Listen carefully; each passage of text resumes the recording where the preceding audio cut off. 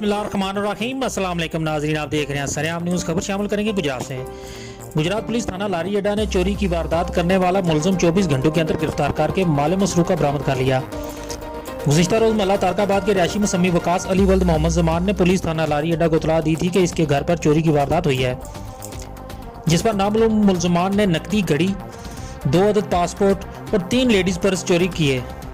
वारदात की इतला मसूल होते ही SHO थाना लारी अड्डा मियां अब्दुल रज़ाक और इनकी टीम ने DEPO गुजरात उमर सलामत की हदायत पर DSP सिटी परवेज इकबाल गोंदल की ज़ेरे निगरानी तमाम तर तवानाइयाँ बरूए कार लाते हुए जदीद साइंसी टेक्नोलॉजी की मदद से इंतहाई मेहनत के बाद 24 घंटे के अंदर अंदर मुलजिम को ट्रेस करके माल मसरूका समेत गिरफ्तार कर लिया, जिस पर मुद्दई मुकदमा वकास अली ने गुजरात पुलिस की कारकर्दगी पर खराज तहसीन पेश किया।